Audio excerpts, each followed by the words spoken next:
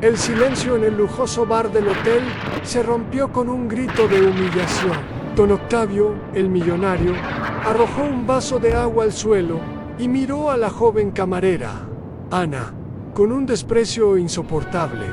Usted es una analfabeta. Si no habla inglés, no sirve para este lugar. La camarera, con la mirada baja, guardaba el secreto de una habilidad que destruiría la arrogancia del CEO. Antes de que esta historia de humillación, idiomas y la caída de un imperio comience, si usted cree que la dignidad vale más que cualquier cheque, suscríbase ahora mismo al canal y active las notificaciones. Su apoyo viralizará esta lección sobre el respeto. En el corazón de la ciudad, donde los rascacielos arañaban las nubes y el lujo era el idioma universal, se encontraba el Hotel Grand Imperial. Su bar, conocido como el Zafiro, era un santuario para la élite, un lugar donde los acuerdos millonarios se sellaban con cócteles exóticos y susurros de poder. Y en medio de ese deslumbrante escenario,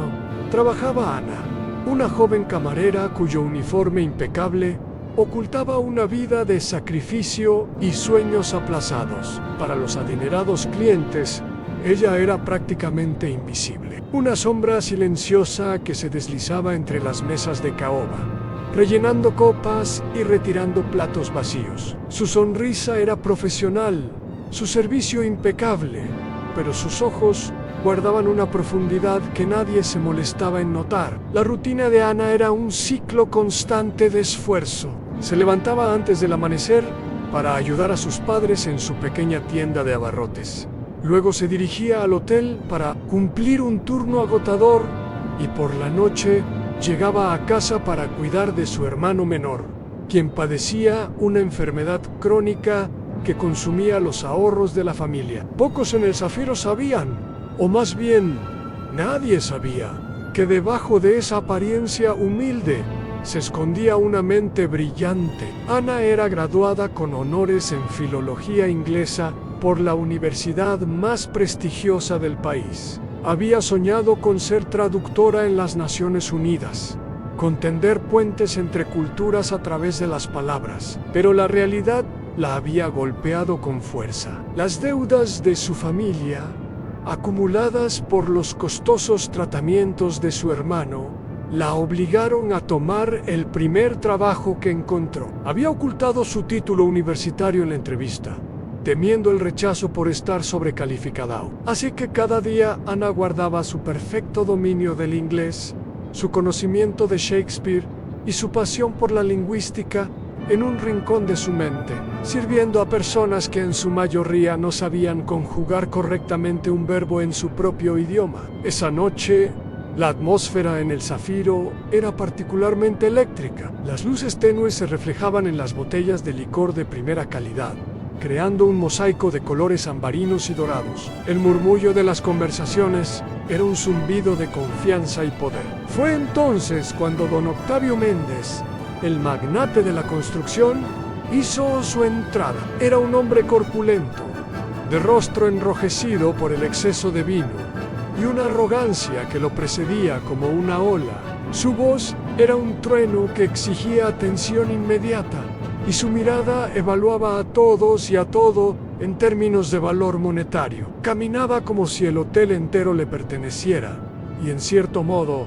así era, pues era uno de los principales inversionistas. Venía acompañado de un socio extranjero, el señor Thompson, un inversionista británico de aspecto pulcro y reservado, cuya presencia era crucial para un nuevo proyecto multimillonario. Don Octavio, deseoso de impresionar a su invitado, decidió montar un pequeño espectáculo.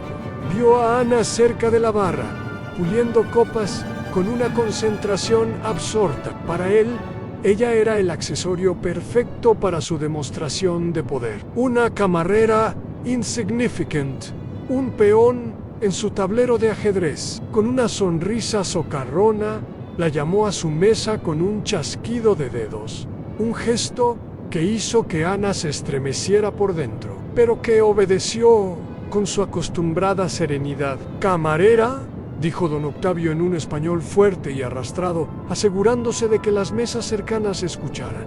El señor Thompson observaba la escena con una ceja ligeramente arqueada, sin entender del todo la dinámica. Don Octavio sacó su billetera de cuero de cocodrilo. Con un movimiento teatral, extrajo un billete de $1000, nuevo y crujiente, y lo dejó caer sobre la mesa. El billete verde contrastaba brutalmente con la madera oscura y pulida. «Camarera», repitió, su voz cargada de un tono burlón. «A mi socio, el señor Thompson, le gusta practicar su inglés, pero dudo que alguien en este humilde bar pueda seguirle el ritmo. Así que hagamos un trato».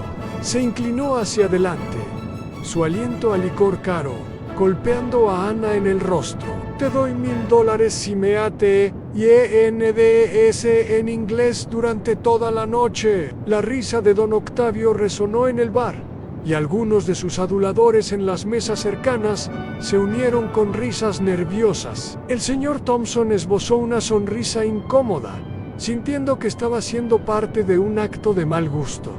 La humillación estaba servida. Don Octavio estaba convencido de que la joven camarera balbucearía unas pocas palabras torpes en inglés. Se sonrojaría de vergüenza y él podría entonces generosamente retirar su oferta, habiendo dejado claro su punto. Él era el rey y todos los demás eran sus súbditos ignorantes. Esperaba que ella se sintiera intimidada, que bajara la cabeza y se disculpara en español. Pero Ana no hizo nada de eso. Por un instante, el mundo pareció detenerse. El murmullo del bar La noche avanzaba y el bar del lujoso hotel, que minutos antes había sido el escenario de un intento de humillación, se transformó en el teatro del ridículo para don Octavio. El aire, antes cargado de tensión y arrogancia, ahora se llenaba de una incomodidad palpable que solo él parecía sentir. Cada palabra que salía de la boca de Ana en un inglés impecable era como una pequeña daga que desinflaba su ego inflado. Su socio extranjero, el señor Williams, un hombre de negocios curtido y pragmático, estaba visiblemente impresionado. Había llegado a esa reunión esperando lidiar con la barrera del idioma, quizás con un traductor torpe o con los limitados conocimientos de su anfitrión, pero lo que encontró fue a una camarera cuya fluidez y acento no solo igualaban, sino que superaban la de muchos ejecutivos con los que había tratado. El señor Williams, ignorando por completo a don Octavio, comenzó a dirigir todas sus preguntas y comentarios directamente a Ana. Al principio, eran simples consultas sobre el menú de bebidas, pero rápidamente, al notar la agudeza en las respuestas de la joven, la conversación derivó hacia temas más complejos. ¿Podrías recomendarnos algo local, pero con un toque internacional?, preguntó. Y Ana no solo sugirió un cóctel artesanal, sino que explicó su origen y la fusión de sabores con una elocuencia que cautivó al extranjero. Don Octavio, sentado en su propio reservado, con su traje de miles de dólares, se había vuelto invisible. Era una figura decorativa en su propia negociación. Intentaba intervenir, balbuceando frases en su inglés rudimentario. Pero el señor Williams simplemente asentía con cortesía y volvía su atención a Ana, la verdadera fuente de comunicación fluida. Ana manejaba la situación con un profesionalismo imperturbable. Mientras servía las bebidas con una gracia natural, actuaba como un puente entre los dos hombres de negocio. No era solo una traductora, era una intérprete cultural. Cuando el señor Williams hacía una broma con un modismo británico, Ana la traducía para un desconcertado don Octavio, adaptándola para que no perdiera su chispa. Cuando don Octavio intentaba expresar una idea de negocio compleja, Ana la pulía, la refinaba y la presentaba en un inglés técnico y persuasivo que hacía que la propuesta sonara mucho más atractiva de lo que realmente era. El socio extranjero, impresionado, asentía con entusiasmo. «Brillante, esa es una perspectiva genial», exclamaba dirigiéndose a Ana. creyendo que la brillantez provenía de ella. Don Octavio se hinchaba de un orgullo robado, sin darse cuenta de que su socio no lo estaba elogiando a él, sino a la joven que le servía el whisky. La humillación de don Octavio crecía con cada minuto. Su rostro, antes enrojecido por la ira, ahora palidecía de impotencia. Él, el gran CEO, el magnate que movía millones, estaba siendo completamente marginado por una simple camarera. Veía cómo su socio y Ana reían de un comentario, cómo discutían proyecciones financieras, mientras ella limpiaba la mesa. Se sentía como un niño en una conversación de adultos, incapaz de seguir el ritmo, incapaz de participar. La reunión que debía solidificar su poder y expandir su imperio se había convertido en un espectáculo de su propia incompetencia. Cada vez que intentaba recuperar el control, su inglés fracturado solo servía para resaltar aún más la maestría de Ana, haciendo que el señor Williams se apoyara todavía más en ella. La camarera no solo servía bebidas, ahora dirigía, sin quererlo, el flujo de una negociación multimillonaria. El punto de quiebre llegó cuando sobre la mesa se desplegó el documento que definiría el futuro de la empresa de don Octavio, el contrato de fusión. Era un documento denso, lleno de terminología legal y financiera, redactado en un inglés técnico tan específico que incluso un hablante nativo, sin formación legal, tendría dificultades para comprenderlo. El señor Williams señaló una sección en particular. Octavio, antes de firmar, quiero que revisemos juntos. La cláusula 7AB es el corazón de nuestro acuerdo de riesgo compartido. Es fundamental que ambos estemos en la misma página sobre las implicaciones de responsabilidad. Los ojos de don Octavio recorrieron el párrafo. Las palabras danzaban frente a él. Un galimatías incomprensible. Vio términos como indemnification liabilities, jurisdictional arbitraje y fiduciary duties. El sudor frío comenzó a recorrer su espalda. Su imperio, su legado, todo dependía de entender ese párrafo, y él no tenía la más remota idea de lo que significaba. El pánico se apoderó de él. Intentó disimular, asintiendo lentamente, fingiendo una profunda concentración. Pero el señor Williams, astuto, lo notó. ¿Todo en orden, Octavio? Pareces un poco pez. La fachada de don Octavio se derrumbó. Toda la arrogancia, toda la soberbia que había mostrado minutos antes se evaporó, dejando solo a un hombre desesperado y acorralado. Sus ojos buscaron frenéticamente en la habitación hasta que se posaron en la única persona que podía salvarlo. Se posaron en Ana. Tragó saliva, su orgullo hecho añicos. Con una voz que era una mezcla de orden y ruego, casi en gemido, gritó su rendición. ¡Ana! El eco de su voz resonó en el silencioso bar. Te doy otros $5,000 si traduces esta cláusula legal. Ya no había burla en su tono.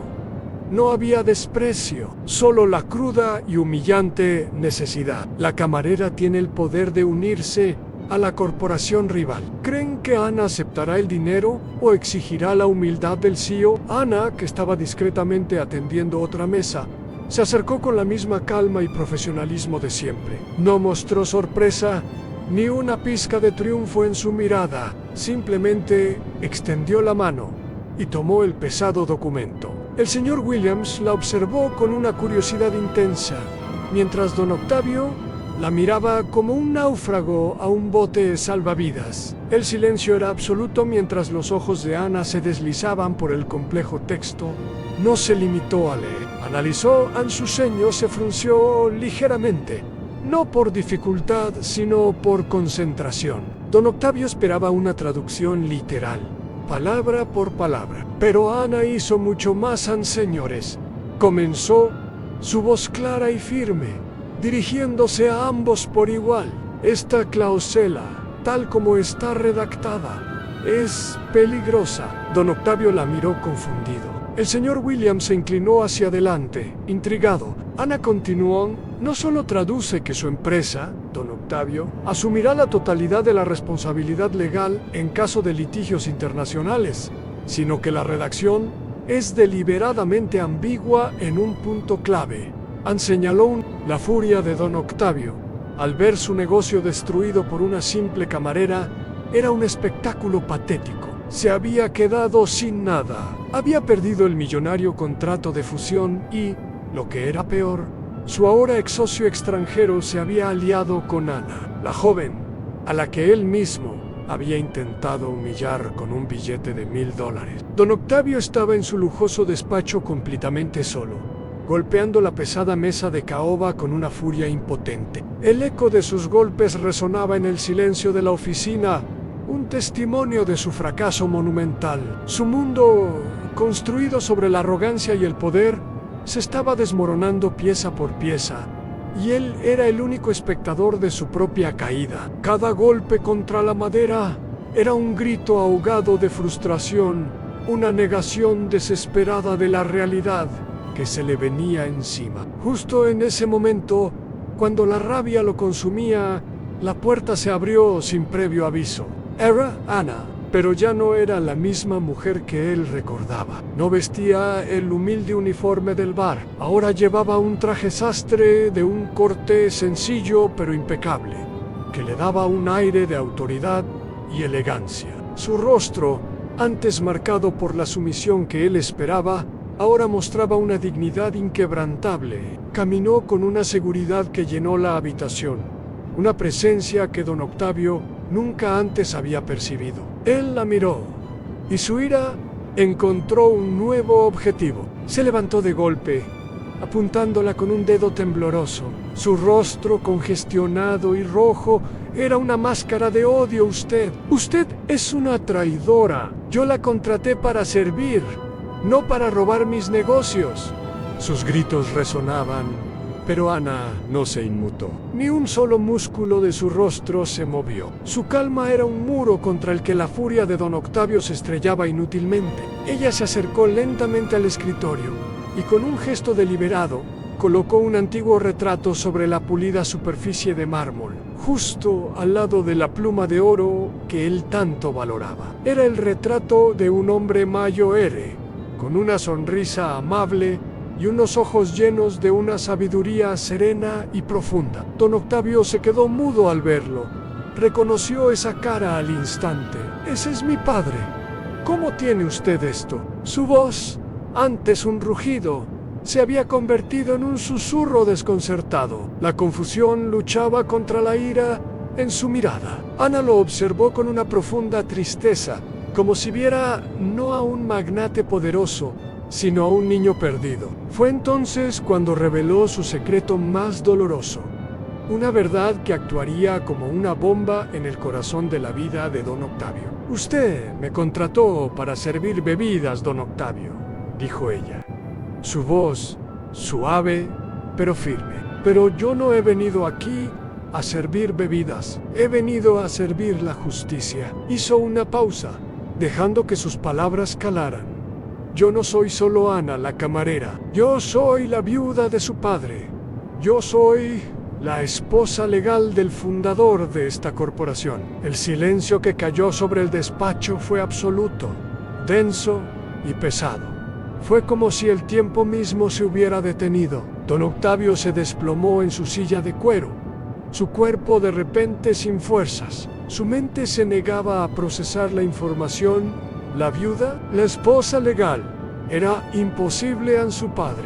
El hombre que él creía muerto hace tiempo se había casado en secreto con la misma camarera que él humillaba cada noche en el bar. La ironía era tan cruel, tan perfecta, que parecía sacada de una pesadilla. El mundo de don Octavio giró violentamente, perdiendo todo sentido y lógica. Con una calma que contrastaba brutalmente con el caos interno de don Octavio, Ana comenzó a relatar la historia. Le explicó cómo su padre, el verdadero fundador de todo ese imperio, se había cansado de la avaricia sin límites de su propio hijo. Decepcionado por la falta de humanidad y la soberbia de Octavio, había decidido tomar medidas drásticas para proteger su legado. Se había casado en secreto con Ana, una joven de corazón noble, para asegurarse de que su fortuna y su empresa cayeran en manos de alguien con dignidad y valores. La única condición fue que Ana se hiciera pasar por una empleada humilde, una camarera, para investigar desde dentro a don Octavio, para ver con sus propios ojos la verdadera magnitud de su arrogancia y su crueldad. La camarera es la viuda del fundador. ¿Qué creen que pasará ahora? Don Octavio aceptará esta increíble verdad o intentará luchar legalmente contra Ana usando todo su poder para desmentirla. Dejen su predicción en los comentarios ahora mismo y compartan este video para no perderse la cuarta parte de esta increíble historia. Mientras don Octavio seguía en shock, Ana sacó de su bolso un documento amarillento por el tiempo. Lo desplegó sobre la mesa con cuidado. Era el testamento original, escrito y firmado por su padre. Su padre no quería que usted heredara su fortuna, don Octavio, continuó Ana, su voz sin una pizca de vacilación. Usted ha fallado en todas y cada una de las pruebas de humildad que él le puso en el camino. Usted me humilló a mí, la persona que él eligió para proteger su legado. Ahora, según su última voluntad, yo soy la dueña de esta corporación. El rostro de don Octavio pasó del shock a la furia de nuevo. En un último intento desesperado de fraude, agarró el teléfono y llamó a sus abogados. Vengan ahora mismo. Esta mujer es una impostora, una estafadora, gritaba al teléfono, su voz temblando de rabia y pánico. Pero Ana ya había previsto cada uno de sus movimientos.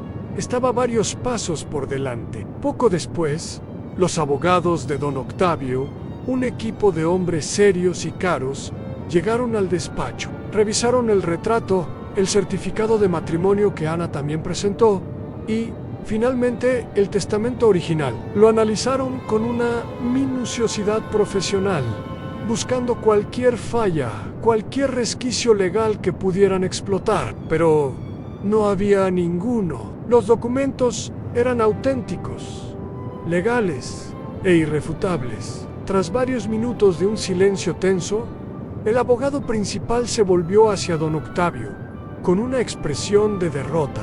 Señor, lo lamento, los documentos son válidos. La señora Ann es la viuda legal del señor fundador. Y este testamento le otorga a ella el control total y absoluto de la corporación. No hay nada que podamos hacer. La humillación de don Octavio fue total. Sus propios abogados, sus armas legales, le confirmaban su derrota frente a todos. La fortuna que él creía suya, el poder que había ostentado con tanta arrogancia, se había esfumado en un instante. Ana, la camarera, ahora era su jefa, la dueña de su vida. Con una calma soberana, Ana caminó hacia el otro extremo de la mesa, hacia la silla principal, la que siempre había ocupado don Octavio. No se sentó de inmediato, se quedó de pie, mirando a su hijastro derrotado.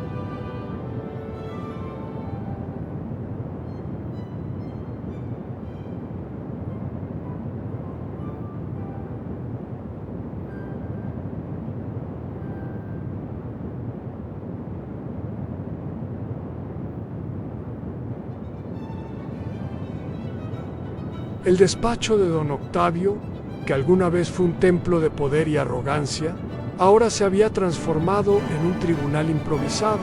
Pero en este juicio, él era el único acusado. Ana, la que fuera una humilde camarera y ahora revelada como la legítima viuda del fundador, ocupaba con una calma imperturbable la silla ejecutiva que él había considerado suya por derecho. Sus abogados, dos figuras frías y eficientes, flanqueaban la imponente mesa de caoba. Sobre ella, como una sentencia escrita en piedra, yacía el testamento original. Don Octavio, sentado frente a ella, era una sombra del hombre que fue pálido, con el sudor perlando su frente.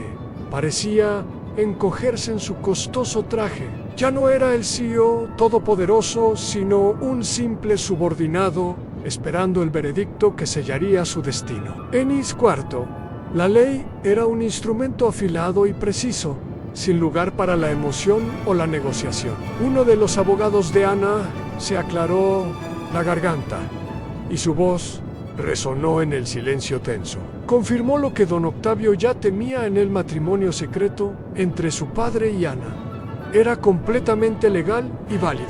Y lo que era peor, las cláusulas del testamento eran inequívocas. El control total de la corporación pasaría automáticamente a manos de Ana, si se demostraba la negligencia moral de su heredero, don Octavio hijo. La evidencia era abrumadora, una montaña de errores y crueldades que ahora se cernía sobre él. El humillante incidente de los $1000 a cambio de hablar en inglés, el desastroso contrato de fusión perdido por su propia soberbia y el trato déspota y cruel que había dispensado a sus empleados durante años. Todo ello constituía una prueba irrefutable de su carácter. Cada acto de desprecio había sido un clavo en su propio ataúd corporativo. Viendo su imperio desmoronarse frente a sus ojos, don Octavio intentó un último y desesperado acto de teatro. Se inclinó hacia adelante, su voz temblorosa, casi suplicante.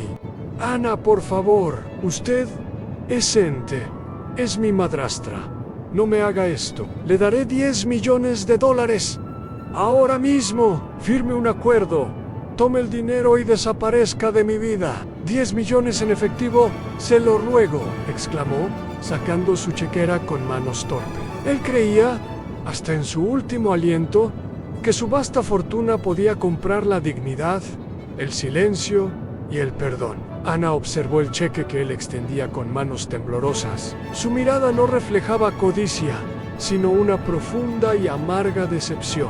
Usted me humilló por $1000, don Octavio, dijo ella, su voz tranquila pero cortante como el cristal. Mi dignidad nunca ha tenido un precio. Su padre, mi esposo, no quería que el imperio que construyó con tanto esfuerzo cayera en manos de un hombre que desprecia a los humildes, a la gente que, como yo, trabaja honestamente cada día.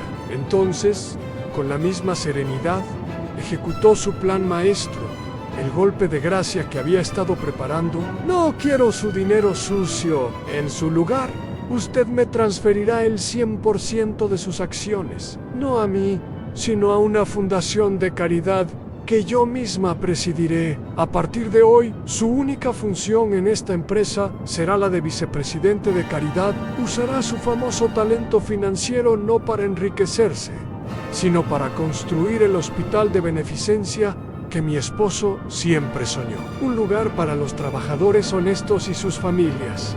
En cuanto a su vida como CEO, queda usted despedido. El rostro de don Octavio se descompuso. La incredulidad dio paso al pánico y luego a la furia impotente. Se puso de pie de un salto, golpeando la mesa con los puños. Usted está destruyendo mi vida, mi legado, gritó, con la voz quebrada por la desesperación. Ana también se levantó. Su figura menuda ahora proyectaba una sombra gigantesca. Su voz, firme y sin un atisbo de duda, resonó en la sala. Usted la destruyó primero, don Octavio. La destruyó el día que creyó que su dinero le daba derecho a humillar a los demás. El CEO arrogante ha perdido su imperio por completo. Su caída ha sido tan estrepitosa como lo fue su ascenso. ¿Creen que don Octavio aceptará su nuevo papel como vicepresidente de caridad o buscará una nueva forma de venganza? Comenten aquí abajo su predicción y compartan este video para que nadie se pierda la parte 5, donde comenzará el verdadero castigo. Justo en ese momento, la puerta se abrió y entró el notario, un hombre de aspecto severo con un portafolio lleno de documentos. El aire se volvió aún más pesado. Don Octavio fue obligado a sentarse de nuevo. Sus propios abogados, antes sus leones guardianes, ahora permanecían en un silencio humillante, incapaces de articular palabra, testigos mudos de la caída de su cliente. El notario colocó los documentos de transferencia sobre la mesa uno tras otro. Cada página era una lápida para su poder, para su tichilo, para su identidad. El bolígrafo se sentía como plomo en su mano. Con cada firma temblorosa sentía como una parte de él moría. Su nombre, antes sinónimo de poder, ahora solo servía para rubricar su propia rendición. El hombre que se había burlado de la ignorancia de los demás, que medía a las personas por su dominio del inglés, era ahora humillado por la ley y por la inteligencia estratégica de la mujer que él había considerado simple e insignificante. La escena fue un castigo público y formal, una ejecución sin sangre, pero igualmente brutal. La sala de juntas, su santuario de poder, se había convertido en su patíbulo. Una vez que la última firma estuvo estampada, el notario recogió los papeles y se retiró con una inclinación de cabeza hacia Anna Hanna. La ex camarera era ahora, sin lugar a dudas, la presidenta de la corporación. Tomó un pequeño juego de llaves de su bolso, las llaves maestras del despacho y del imperio. Se acercó a don Octavio, quien seguía sentado, con la mirada perdida en el vacío, un rey destronado en su propio palacio. Ella dejó las llaves sobre la mesa. Frente a Elan, estas ya no las necesitará, dijo con voz neutra. Luego, con una calma que contrastaba con la tormenta interior de don Octavio, añadió: puede recoger sus efectos personales. A partir de mañana, su nuevo despacho estará en el sótano, junto a los archivos de la fundación. Que tenga un buen día, señor. Y con esas palabras, Ana le dio la espalda, despidiéndolo no solo de la oficina, sino de toda su antigua vida. La caída de don Octavio había sido tan vertiginosa como inesperada. Su firma en aquellos documentos no solo selló la transferencia de su imperio, sino que también firmó su propia sentencia. De un plumazo, dejó de ser el poderoso CEO para convertirse en el vicepresidente de Caridad, un título irónico para un hombre que despreciaba la debilidad. Su nueva jefa era Ana, la misma mujer a la que había humillado en aquel restaurante de lujo. En el cambio,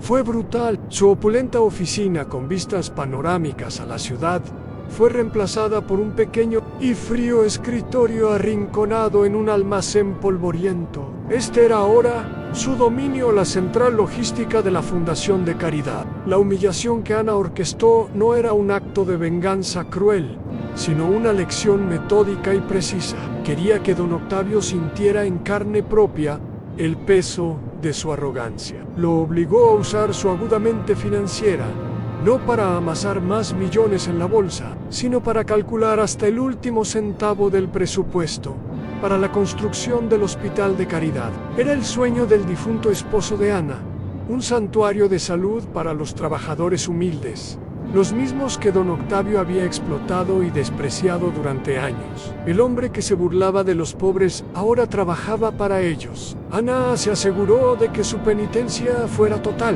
Don Octavio fue forzado a abandonar sus trajes de diseñador por ropa de trabajo y botas de seguridad. Tenía que visitar las obras en construcción, caminar sobre el lodo y la grava, y negociar precios con los mismos obreros a los que antes habría despedido por un simple capricho. Tenía que escuchar sus necesidades, entender sus problemas y rendirle cuentas a Ana por cada peso invertido, por cada clavo y cada ladrillo. Su vida de yates, banquetes y lujos se desvaneció, reemplazada por el sudor del trabajo manual y la amarga píldora de la humildad. Una tarde particularmente calurosa, Ana lo encontró en el almacén, con la camisa empapada en sudor, cargando pesadas cajas de suministros médicos. Sus manos, antes inmaculadas y acostumbradas a sostener plumas de oro y copas de cristal, estaban ahora sucias,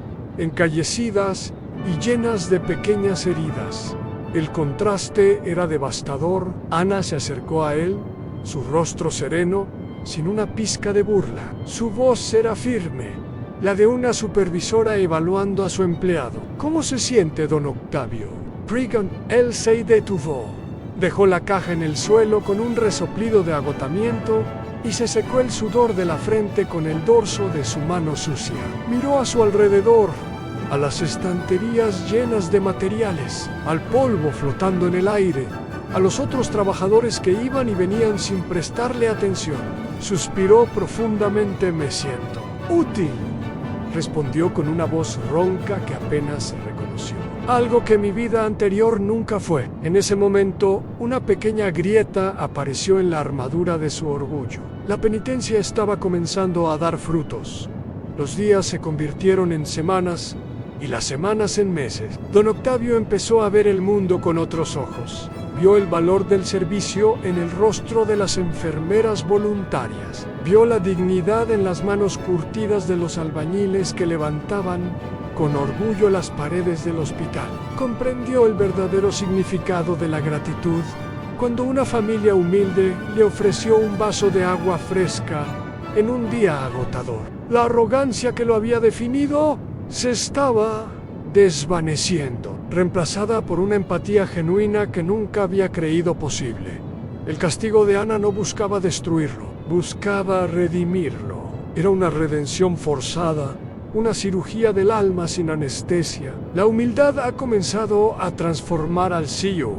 ¿Creen que don Octavio se arrepentirá genuinamente o intentará un último fraude contra la fundación? Comenten ahora y compartan para la parte 6. El desenlace final. Ana observaba esta lenta y dolorosa transformación desde una distancia prudente. Sabía que el verdadero legado de su esposo no era el imperio financiero que había heredado, sino la oportunidad de salvar el alma de su propio hijo, un alma corrompida por el poder y la codicia. Un día lo llamó a la pequeña oficina que ella usaba en el lugar de la construcción. Sobre la mesa había una chequera. Con un gesto tranquilo, le devolvió una pequeña parte de su fortuna personal, lo suficiente para que pudiera vivir con dignidad, sin lujos pero sin carencias. Esto es para usted, dijo Ana Ann, pero no se confunda. Usted sigue trabajando para la fundación y su único jefe, a partir de ahora, es el respeto. El respeto por cada persona que este hospital servirá.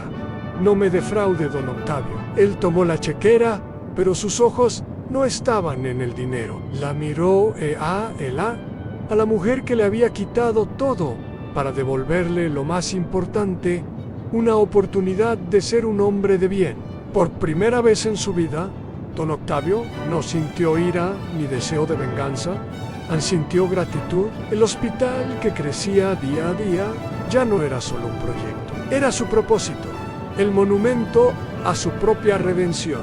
El tiempo pasó, como un río que lentamente erosiona hasta las rocas más duras y obstinadas. La fundación de caridad que Ana había establecido no solo sobrevivió, sino que floreció de una manera que superó todas las expectativas.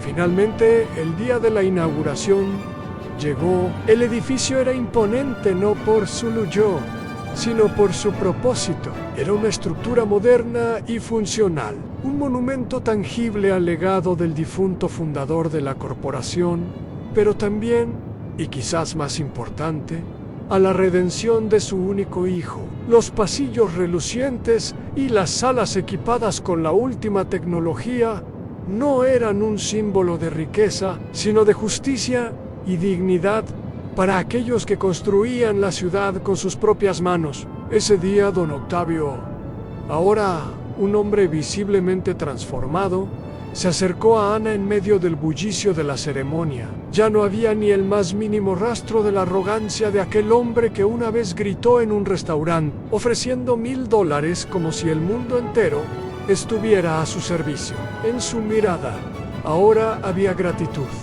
un respeto genuino y una profunda humildad que parecía haber remodelado sus facciones. Ana dijo, su voz era clara, firme, pero desprovista de cualquier altanería. Sonaba como la voz de un hombre que finalmente se había encontrado a sí mismo. Usted me salvó.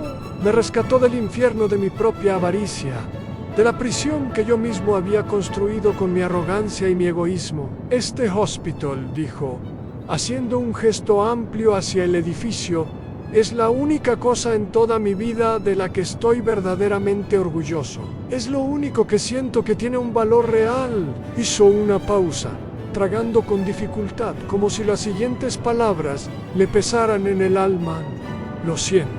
Lamento profundamente la humillación que le hice pasar. No hay día que no recuerde mi comportamiento y sienta vergüenza. La pido perdón. De todo corazón. Ana lo miró fijamente. Vio en sus ojos el arrepentimiento sincero, no las lágrimas de cocodrilo de un hombre que busca una ventaja, sino la contrición pura de alguien que ha confrontado sus propios demonios y ha salido victorioso. En ese instante, Ana supo que su misión, la promesa silenciosa que le había hecho a su difunto esposo, había terminado. Ella nunca había buscado la riqueza ni el poder. Su única motivación había sido la justicia, la verdad y el deseo de ver cumplida la última voluntad del hombre que amó. Con una serenidad que contrastaba con el torbellino emocional de su viaje, Ana sacó de su bolso un sobre. Dentro estaban los documentos que le transferían de vuelta a don Octavio la totalidad de las acciones de la corporación. Se los entregó. Usted me ha demostrado que el espíritu de su padre no murió con él. Aún vive en usted, dijo Ana con una sonrisa suave. Ha demostrado que es capaz de la misma generosidad y visión que él tenía. La corporación es suya, don Octavio. Úsela para hacer el bien, como él hubiera querido. Don Octavio tomó el sobre. Sus manos temblaban ligeramente. La miró sin palabras, con los ojos llenos de una emoción que no podía nombrar. Yo, continuó Ana, mantendré mi puesto en la fundación y la dirigiremos juntos, como socios, para asegurarnos de que el legado de su padre perdure. No era una orden, sino una invitación, una propuesta para un futuro compartido no como rivals, sino como aliados en una causa común. Así, el testamento secreto fue finalmente cumplido en su totalidad. El deseo del padre no era simplemente despojar a su hijo sino foriarlo a través de la adversidad y la humildad, en el líder ético que siempre supo que podía ser. Don Octavio se convirtió en ese líder. Asumió el control de la corporación con una nueva perspectiva, utilizando su inmensa fortuna no para la ostentación personal, sino para el bien común, invirtiendo en proyectos sociales y mejorando las condiciones de sus miles de empleados. Y jamás,